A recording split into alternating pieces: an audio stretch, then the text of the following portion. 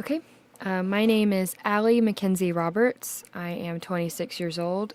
Today's date is October 29th, 2017, located in Shreveport, Louisiana, and my relationship to the person in front of me is my dad. And my name is Stephen Gregory Roberts Sr. I'm 69 years old. Today is Sunday, October the 29th, 2017, and I'm speaking with my daughter, Mackenzie, in Shreveport, Louisiana. Okay. So when and where were you born? I was born on August 2nd, 1948, in Shreveport, Louisiana, to W. Theron and Enid Bott Roberts. Can you tell me a little bit about growing up in Shreveport? Yes, growing up in Shreveport was like growing up in Leave It to Beaver's neighborhood. My my upbringing that I thought was absolutely positively normal for everybody turned out to be extraordinary for for anyone. I had an idyllic family, a mother who stayed home with us all day long, father who was a very successful CPA and attorney. We lived in a modest neighborhood on Huron Street in Shreveport. And my family still owns that house to this day. My mother lived in it until 5 years ago. They bought the house before I was born and lived there their entire life. So I've lived an unusual life. And most people move 7, 8, 9, 10 times in their lifetime. I was at one house my entire life.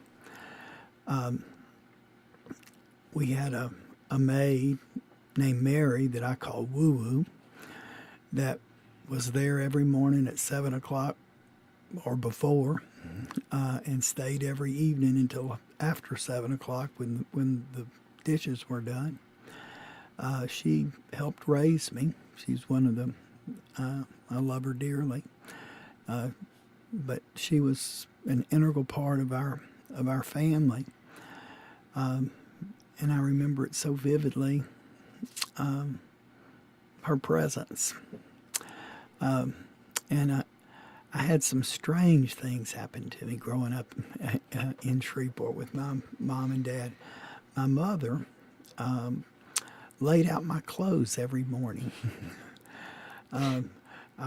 She'd wake me up, and I'd go into the bathroom, and the shower would be running, and she would have the towel and the bath rag hung over the uh, the shower door. I would shower and get out and go back into my room. My bed would be totally made up, and the clothes that I was going to wear for that day were laid out for me. And she did that for me until I was a senior in high school. And in my senior year of high school, my mother decided it might be time that I started laying out my own clothes. And so it we were it sounds like we were I don't know, wealthy, but we weren't.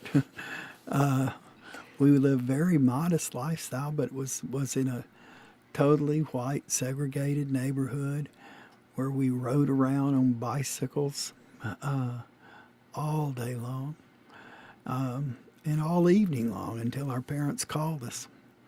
And back then, neighbors had permission to scold, to scold us if we were in somebody else's house and we did something wrong. The rod and the staff could be could be used back then, and it wasn't nothing. Nobody thought anything of that. I can remember being punished at the Frazier's house and at the Adler's house, and at the Clark house. Just just because I was being a boy, and things were different back then. And if you did something wrong, they would pop you on the bottom, you know. And but it was safe. You know, it was the safest neighborhood in the world. And I can remember the first time that I ever felt frightened in our neighborhood was Halloween night when I was in the 7th grade, and there was rumors that spread through our neighborhood that there were some people that were going to put razor blades in candy bars. And I can remember that was the very first time I ever felt frightened. So, what did Mimi and Poppy do? Okay. Like, what were their jobs and a little bit about them? Well, my mother was a homemaker and was totally devoted to my father. He was a CPA. He was also an attorney, but he never practiced law. He practiced only public accounting. He formed a CPA firm back in the 40s, shortly after the war, called Roberts Rockefeller and Company. Ultimately became Roberts Rockefeller Cherry and Company. And Rockefeller, by the way, was my uncle. And he ultimately went to work for a client, and the firm name was Roberts Cherry and Company, and it stayed in existence until just 5 years ago, when we sold out to a regional CPA firm. So Roberts Cherry and Company was in existence about 60 years in total. But growing up, back to growing up, my mother always made you feel like I was $1,000,000. I was the most important thing in the world. We used to have circuses in our backyard, and I could climb poles. I could climb anything. Didn't matter. I'd climb a tree. It didn't matter what it was. If it was stick it in the ground, I could climb it. And I put this pole in the ground, and I would climb up on it, and I would leverage my body out and be sideways, and I'd twist around and turn upside down, and I called myself a Steverino. And so my mother didn't think that was good enough, and so she billed me the great Steverino. And she always made me feel special, regardless of what I did. I had a fight with my very best friend, Stuart Watkins, when I was in the 3rd grade. And I got home, and I was all bloodied up, and my mother said, "My God, what's wrong with you?" And I said, "I had a fight with Stuart." And she said, "You must have fever. Something's wrong. Something must be wrong with you." It was unheard of for me to do something wrong, to pick a fight, particularly with my best friend, who wound up being killed at 15 years old in an automobile accident with 2 other young men that still remember to this day. Clint Myers and Mike Lemondola. You one time told me you were supposed to be in that car. I did. I was. We were going to a party together, and they were going to pick me up. And about 30 minutes before they were to pick me up, one of my friends named John Herzog gave me a ring, and he said, "I don't have anybody to go to this party with. Will you ride with me?" And so, thank God I wasn't in the car with them. They recklessly killed themselves driving 100 miles an hour on a country road and hit a tree. The only tree within 100 yards. So if they'd have landed anywhere else, they'd have been okay. But John Herzog, still a very, very close friend of mine to this day. So we've known one another since the very 1st grade. So I was 6 years old, so he and I have been friends 63 years. That's a real statement about growing up in Shreveport. You have relationships like that. And I've got several relationships. They're 35, 40, 50 years old. But John's is my longest running single relationship. He and I have an interesting history in that we grew up in segregated, very, very conservative Shreveport. And we grew up very conservative people. I can remember my parents just despising the Kennedys, who today is probably one of the most admired presidents of all history. But I can remember that they just despised the Kennedys, and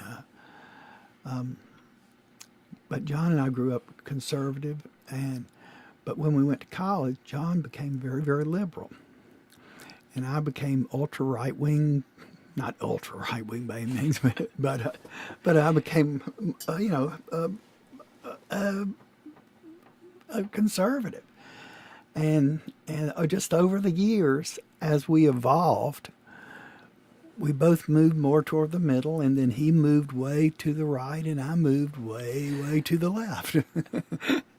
And just just the evolution of our maturity and our understanding of the world made us both change. And now today, I think we've both come back to more of a centrist view. Although I'm more left leaning and he's more right leaning. It's interesting how that happened politically. But Shreveport was a wonderful place to grow up. As I said, I had the safest neighborhood in the entire nation as far as I'm concerned. So, can you tell me a little bit about how segregation affected you while you were growing up? Hardly affected me at all because I didn't really understand it. It was a way of life. We had Woo Woo, who, as I said, I absolutely love and did then. But she was 17 years old and she went to work for my parents, and she is to this day still on our payroll. So, and in fact, Woo Woo and my mother, I would say, are best friends now. My mother will have Woo come to her apartment, and they'll just visit, and they're very, very close friends. But back then, she was a young teenage girl living in the South that was straight out of it's the book I love so much. The Help. The Help, straight out of The Help. Yeah, because you even talked about how we had a different bathroom for her. We had a different bathroom that was down the stairs, and just before we got into our garage. It was not part of the house. She wasn't allowed to use the bathrooms in our home, but she had this segregated bath for just them. When we went to the Strand Theater, there was a sign that said black entrance and a sign for white entrance. Our water fountains would say whites only or blacks only. It was a way of life. It's all I knew. I didn't know that it was right, and I didn't know that it was wrong. It was the way of life. It was the way things were. And from my perspective, from my eyes, growing up, it was normal.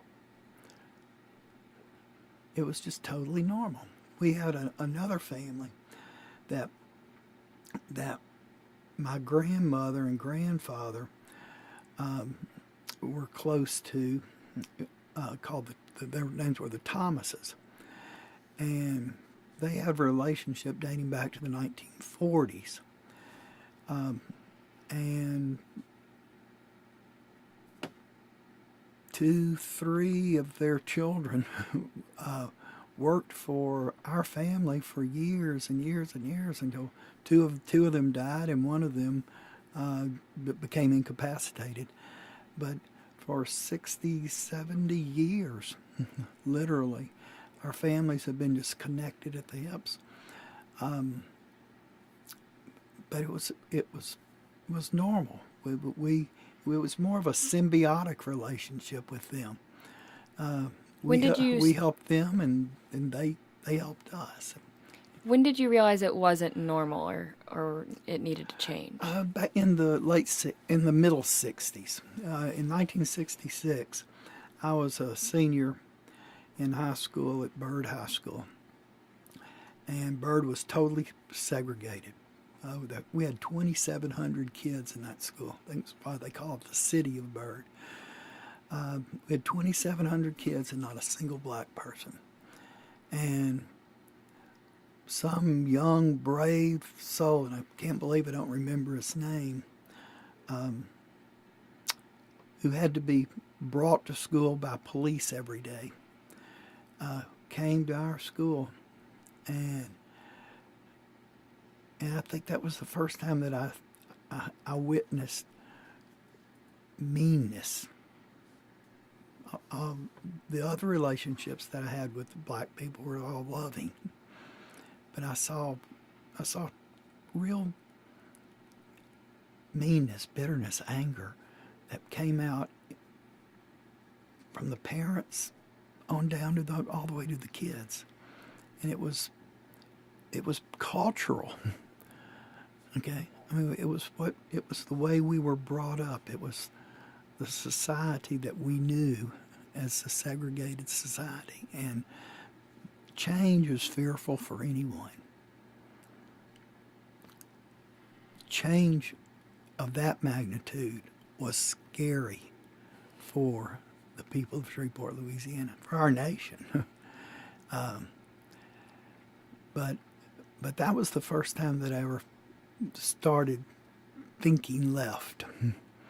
Okay, and but it wasn't until I met your mother that I swung left. So speaking of mom, is it okay to talk about mom? If you don't mind me crying. Okay. So how did you meet mom?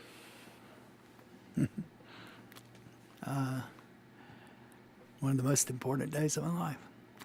It was August the 10th, 1979, 7:55 in the morning. Wow, that's specific. It's just so poignant. It was such a meaningful experience for me. I'll never forget that day or that moment in my whole life. And I worked at Robert's Cherry and Company. My father was the managing partner at that time, and I was at one of the 7 or 8 employees that were there at the time. Or by '79, we probably had 12 or 15. But at any rate, I walked into the coffee room, and she was standing there. And I saw her, and I tripped over myself, and I fell down. She was stunning. And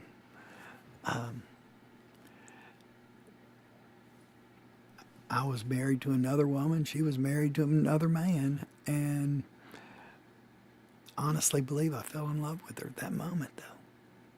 I know it sort of sounds silly, love at first sight, but I did. I'll never forget that moment.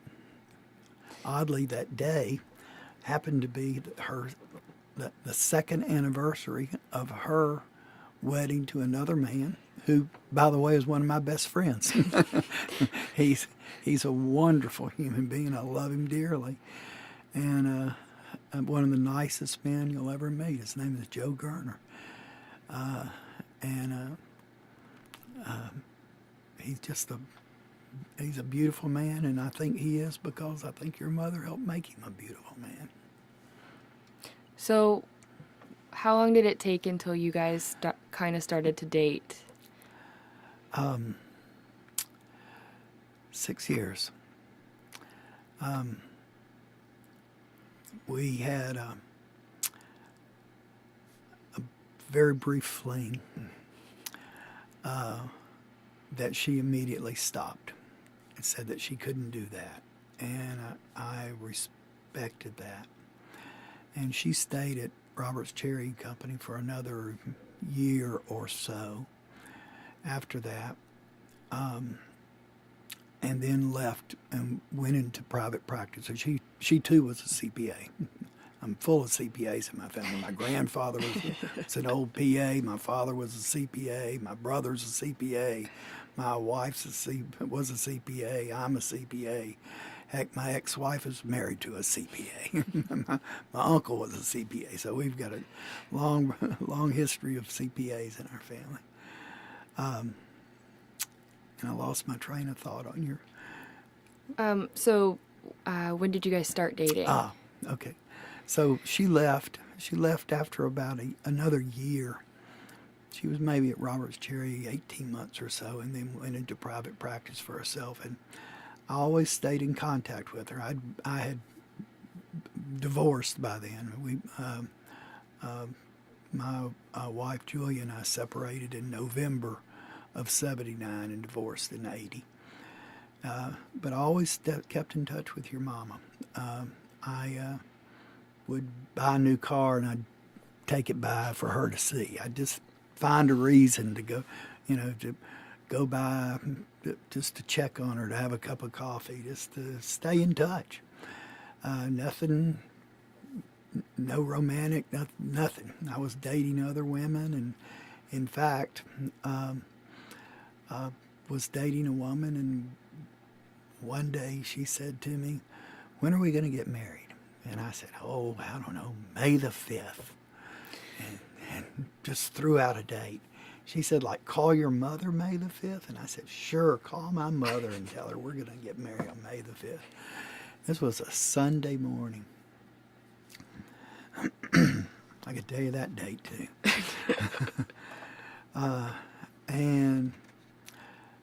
So she called my mother, and she said, "Steve and I are going to get married." And my mom said, "Come over. We've got the champagne on the ice down. We're going to let's celebrate." And she called my brother, and they said, "Come over, and we're going to drink some champagne and celebrate." And we went over to my mother's house, and we drank champagne. We went to my brother's house, and we drank champagne. And Sunday came to an end, and Monday morning I woke up, and I drove to your mother's house. She was living in a little house at 40 on Baltimore Street in Shreveport. And I drove over there, and I knocked on the doors about 9:30 that morning. And I went in to have a cup of coffee with her, and I said, "I'm getting married." And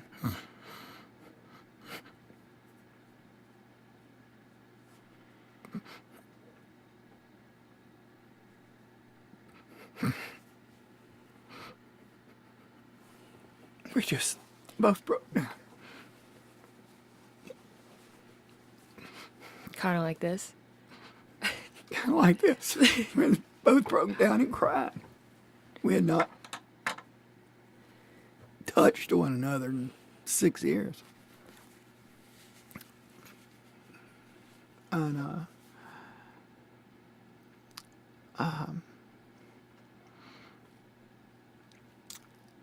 And we cried, and I told her my story, and she never said don't do it. But I left there, and I was in therapy with a man named Joe Carlisle, and I called Joe, and I said, "Joe, I told Renee that I was going to marry her yesterday, and I'm in love with another woman.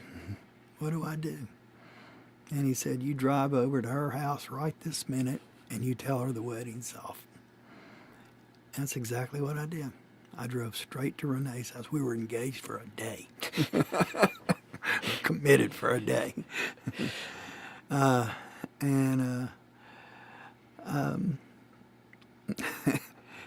I drove over there, and at this giant, big old, long, yellow Lincoln Continental Mark V. I'll never forget. It's about the length of I-20. It was so long. I drove up, and I got out. She was already painting her front door, getting ready to move. And I got out, and she looked at me, and she said, "Oh, shit. We've got a problem, don't we?" And I said, "Yeah, we do. We've got to talk." And I told her that I was in love with another woman and that I couldn't marry her. And I'd told her about your mother, but I'd never told her your mother's name. I'd told her that I had met a woman named Jane. Your mother's middle name was Jane, Deborah Jane. And so I'd told her about Jane, and I'd referred to Jane in the past, and she said, "Is it Jane?" And I said, "Of course it is." And she had met Deborah actually maybe a year before. Deborah had shown up at a Robert's Cherry Company party. We had I don't even recall what it was, but she had come to that party, and Renee had met her, and I guess just intuitively, she knew that Deborah was Jane because she said, "Is that Deborah?" And I said, "Yes, it is." And so I called off the wedding,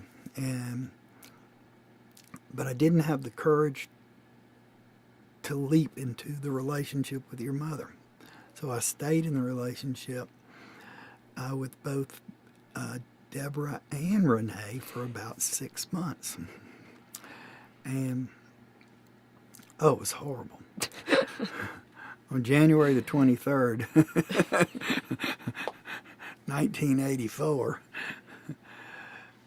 they both showed up at my house and ganged up on me.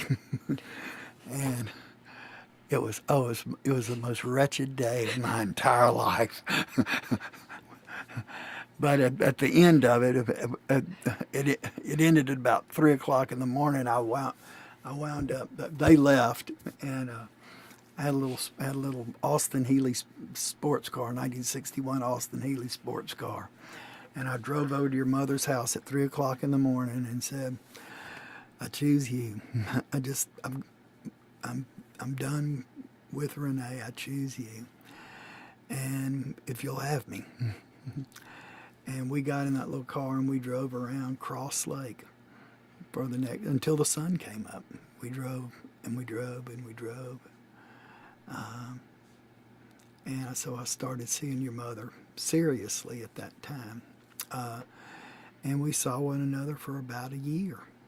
And she said that when we decided that we wanted to get married, but I had 3 children from my marriage with Julia. And when we started talking about what we wanted in our goals for our married life together, she said, the first thing she said was, "Well, I want a child." And I said, "Well, I already have 3. I don't think I want a 4th." And it became a deal breaker. And your mom and I broke up. And we stayed apart for several months. And one day, I don't remember the date, which is odd for me. I usually remember dates. I don't remember the date. But one day I went to the store and I bought a baby doll. And I wrapped it up and I took that baby doll over to her. And I gave her that.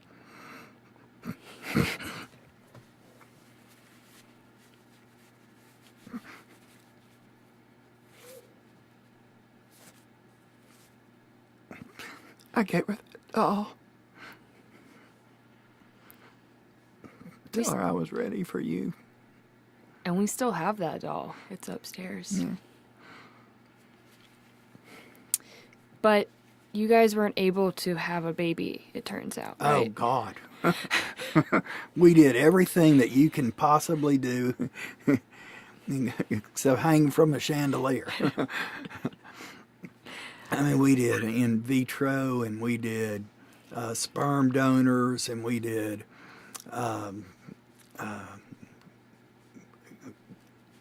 operations. I'd had a vasectomy.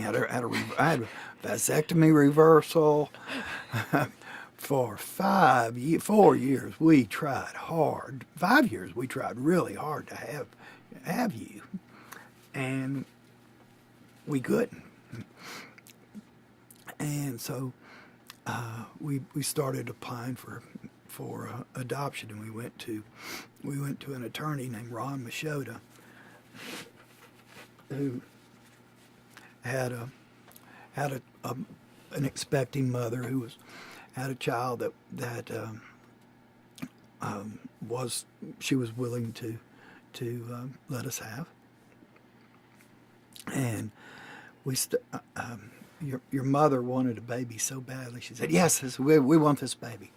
And I read the history of this baby, and it was like the parents were uneducated. They all smoked. They all drank. They all died early. I mean, it was just horrible genetic composition. And I said, "No, we're not going to have this baby." And your mother was so upset. But nonetheless, she agreed ultimately that we wouldn't take that baby. And I had a client, one of my CPA clients, that had an adoption agency, and I called him one day and asked if we could come see him. And we went to see Don and Margaret Haycock at Holy Cross Adoption Agency. And we were telling him what we wanted, and we wanted educated parents who were drug-free, were alcohol-free, were cigarette and nicotine-free. We were highly, educated. And Don says, "Hey, Margaret, have we placed Amy's baby?" And Margaret yells back, "No, we hadn't." She said, "Well, bring me that file." And they brought us this file, and it was of this lovely young woman, your birth mother, named Amy, who you just met 2 days ago.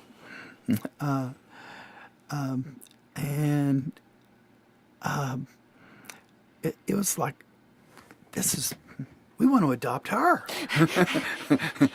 Forget about the baby. We'll just take her. And Don said, "Well, this is not so easy." Says she wants to interview whoever the adoptive parent is. And it turns out she interviewed, gosh, didn't she tell you 8 or 10 candidates? Yeah, a lot. Yeah. And for some reason, luckily, we struck a chord with her, and she chose us to let us choose you. And, Since we only have a little bit of time left, you're kidding. Can you tell me what happened to Mom? Yeah, your mama was the smartest woman I think I'd ever known. Took care of herself. Always went to the doctor. Always did her mammograms. Always took care of herself. Always took care of everything. And she went to the doctor, get a normal mammogram. They called and said there might be a problem. Come back. They did some more tests, and sure enough, she was diagnosed with stage 4 breast cancer, which was just unheard of because she just had a mammogram the year before. And it turns out when they went back to compare her old films, that they could see that they had actually missed it, that she had real dense breast tissue, and they, for whatever reason, it had just concluded the first time that was part of the density of the tissue, but it turned out to be a cancer, and so it had a whole year to grow before it was caught. And she was diagnosed with stage 4 breast cancer, but lived 4 more years. She fought it valiantly, and died on January the 15th of 2014. So it'll be 4 years in just another 3 months. She was a remarkable woman, and she left a remarkable imprint on you. What do you miss most about Mom? Her laugh. Her laugh was infectious. You could go into a party with 200 people, and you could say, "Well, there's Deborah over there." she'd just cackle out loud. She loved to laugh, and she loved to play, and she loved to. Although the thing she loved most was she loved to be a mother, and she was a good mother. She was fortunate enough to be able to stay home and nurture you, and but the thing I missed the most was her laugh. So if this is our last conversation, is there anything you would want to say to me? That you were the best thing that could have ever happened to me when you did. I was such a good parent as an older person. You were. I was 43 years old when you were born, and I was able to give you everything that I possibly could. And when my first wave of children were born, when Emily and Stephen and Hobby were all born, I was way too invested in myself and in building a reputation and building a firm and just being egomaniacal. But by the time you reached 43, you realign your priorities, and you helped me realign mine. And for that, I'm thankful. I think Mom helped a little bit. I think so. Yeah, your mother was a remarkable mother. I can't have people tell me that all the time.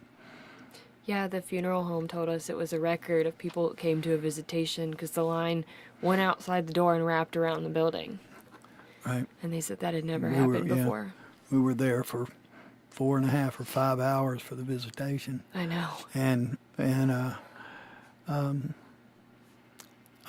But this was sort of an interesting comment to end on. We were talking about segregation a little while ago. One of her pallbearers was a black man. The pews were full of black people. They were full of Hispanics. They were full of gay people. They were full of every walk of life because your mother was that outstanding within the community, and the community knew it. Yeah, we couldn't go to the grocery store without her knowing everyone there. Yeah, had an outpouring from the community. 700-800 people at her funeral. Yeah,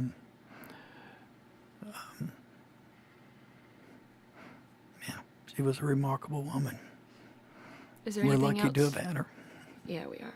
Is there anything else you want to say real quickly? Yeah, thanks for putting this on.